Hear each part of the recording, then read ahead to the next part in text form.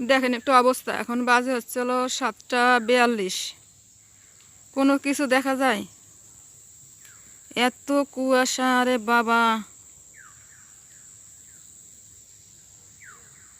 লোকজন ঘর বাড়ি কিছু দেখা যায় না। ওই যে দেখেন সূর্যটা একটু একটু দেখা যায়, কুয়াশার মধ্যে একটু আলো।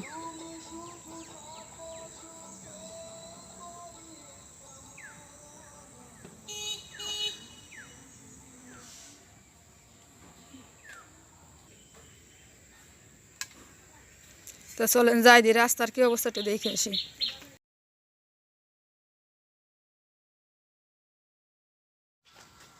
দেখেন অবস্থা, দূরে কিচ্ছু বোঝা যায় না। ওই যে একটা ভ্যান যাইতেছে, ভ্যানটা দেখা যাচ্ছে না।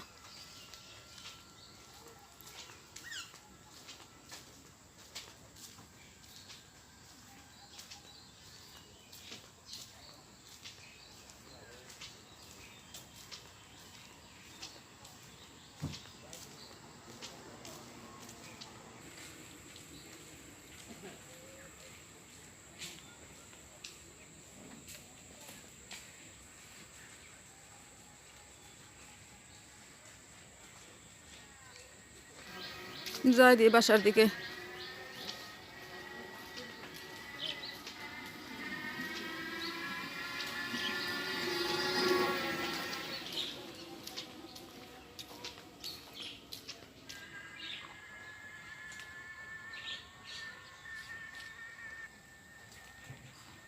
জলের ট্যাঙ্কিও ঢেকে গেছে কুয়াশায়। তো চারপাশে তো একটু ঘোরাঘুরি করে সেই যে ভাত বসাই দিছি, এখনো কুয়াশা কমে নাই। কুয়াশা মনে হয় আরো বাড়তেছে আস্তে আস্তে। তো ভাত হইতে থাক, আমি এদিকে সব কিছু গুছাই। আজকে রান্না করবো হচ্ছিল পুঁটি মাছ দিয়ে লাল শাক ভাজি, আর হচ্ছে বড় বড় পুঁটিগুলো দিয়ে সরিষা বাটা দিয়ে একটু ঝোল করব। পরে আবার দেখাইতেছি আপনাদের। দেখেন পাতার উপরে কি পরিমাণে শিশির পড়ছে, একদম ভিজে, মনে হয় কি বৃষ্টি হয়েছে।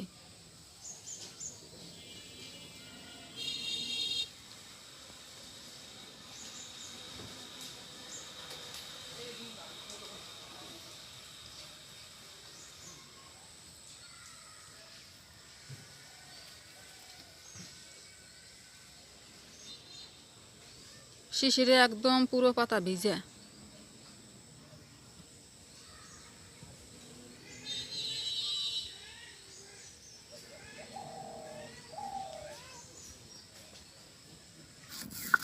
তো ভাত তো হয়ে গেছে, ভাত লামাইছি।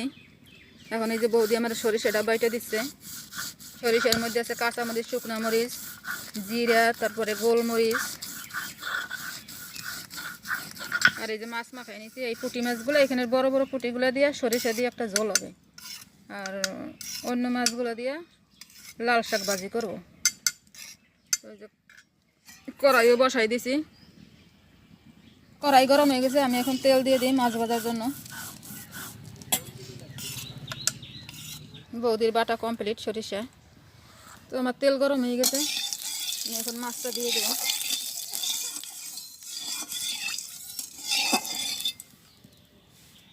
মাছটা আজকে একটু হালকা ভাজি করে নেব, আর একদিন তো রান্না করছিলাম ভাজি নেই, তো আজকে একটু ভাজি করে নেব। তো দিয়ে দিই মাছটা।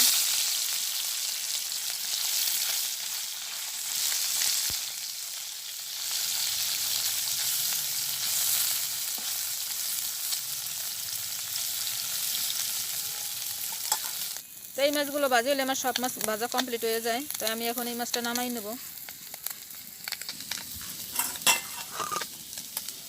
তো নামাই নিচ্ছি।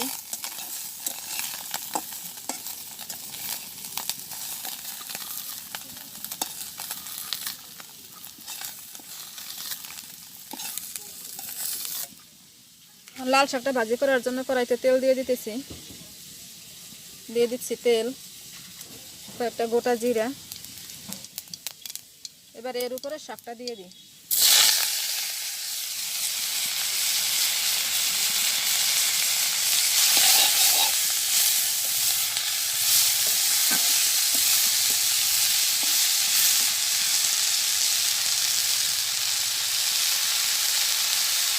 দিয়ে দেবো পরিমাণ মতো লবণ।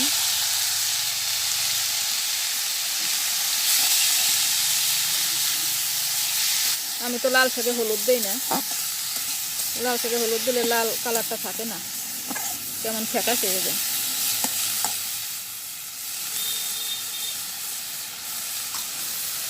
তো আমি ডেকে দিই।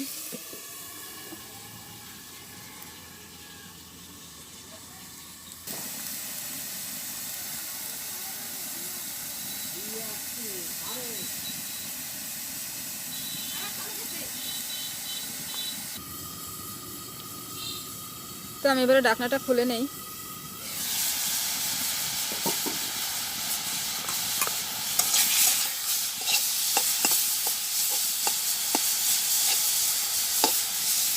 আর ডাকবো না।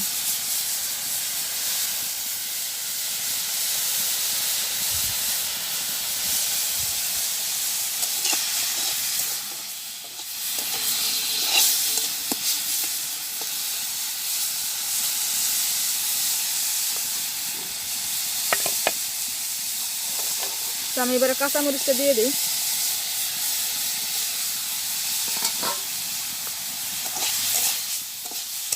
মরিচ কাঁচা পাকা দুইটা মিলানো, গাছের মরিচ তো।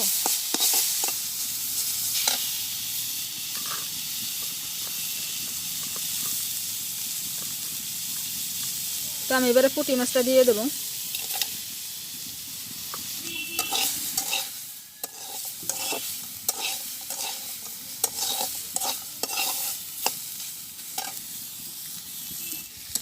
তো আমি এর এক পাশ ফাঁকা করে পেঁয়াজটা দিয়ে দেবো।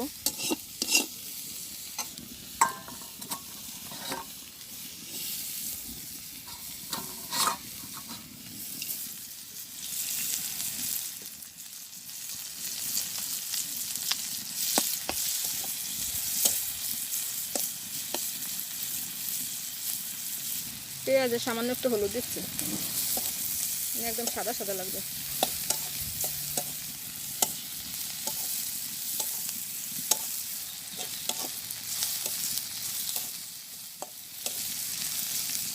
তো পেঁয়াজটা সুন্দর করে ভাজি হয়ে গেছে, আমি এখন মিশিয়ে দিই।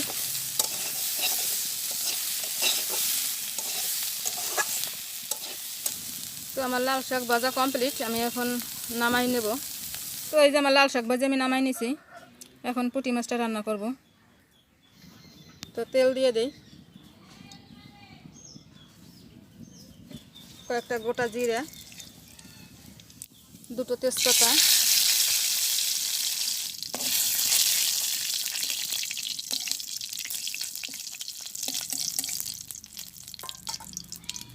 জল দিয়ে গোলাই নিছি, এটা ছেড়ে দেব।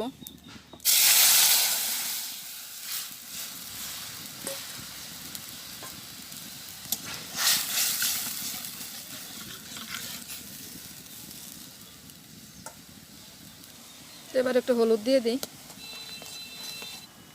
আর মাছ ভাজিতে তো লবণ দিয়েছিলাম একটু বেশি করে, তার একটু লবণ দিয়ে দিই।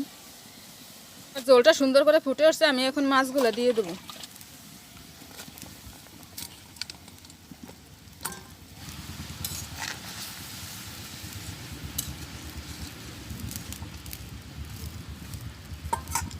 তো এবারে হালকা একটু ঢেকে দেবো, বেশিক্ষণ ডাকবো না। তো এবারে ঢাকনাটা একটু খুলে নিই।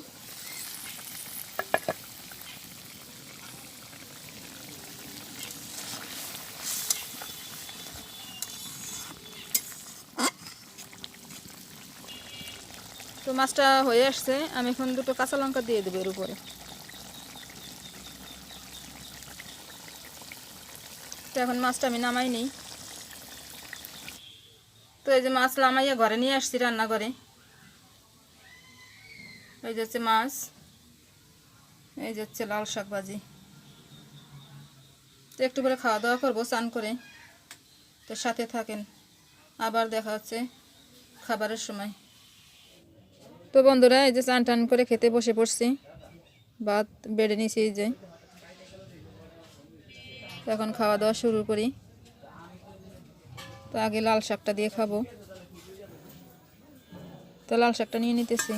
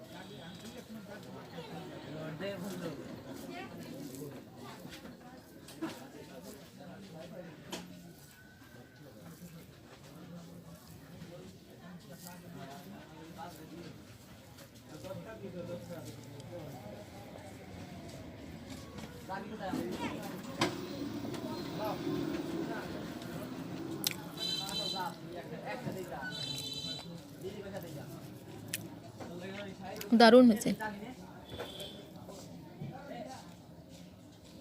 গুঁড়ো মাছ দিয়ে লাল শাক ভাজি,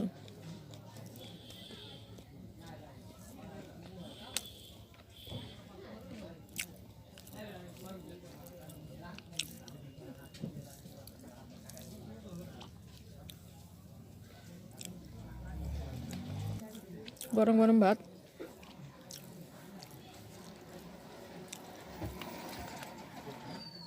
তো আমার লাল শাক দিয়ে খাওয়া শেষ, শাকটা অনেক ভালো খাইলাম। তো এখন আমি পুঁটি মাছ নিয়ে নেব।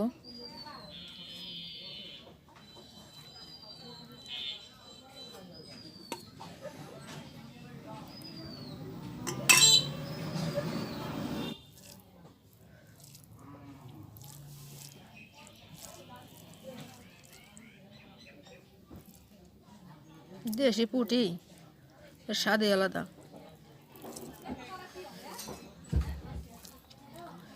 অনেক ভালো লাগতেছে, ঝাল লবণ সব কিছু পারফেক্ট।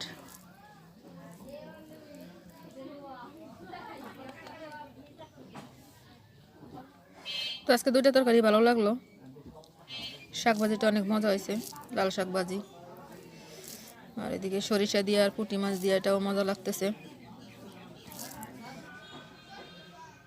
তো আমি খাইতে থাকি, আজকের ভিডিওর বেশি বড় করব না। আজকের ভিডিও পর্যন্তই। সবাই ভালো থাকবেন, সুস্থ থাকবেন। আমার ভিডিওগুলো সাধারণত গ্রামের একদম নর্মাল বলেন আর সাধারণ বলেন, মানে আমরা অর্ডিনারি যেসব খাবার খাই বা যেসব রান্না করি সেইগুলোই তুলে ধরি। এখানে কোনো মানে আয়োজন করে বা ভালো ভালো কিছু দেখানো এটা না, মানে আমরা গ্রামে যা খাই, গ্রামের পরিবেশ, গ্রামের রান্না, এইগুলোই আমার চ্যানেলে আর কি বেশি তুলে ধরা হয়। তো আমাদের ভিডিও যদি ভালো লেগে থাকে তাহলে অবশ্যই চ্যানেলটা একটু সাবস্ক্রাইব করে দেবেন। তো দেখা হচ্ছে নতুন কোনো ভিডিওতে। Bye bye, tata.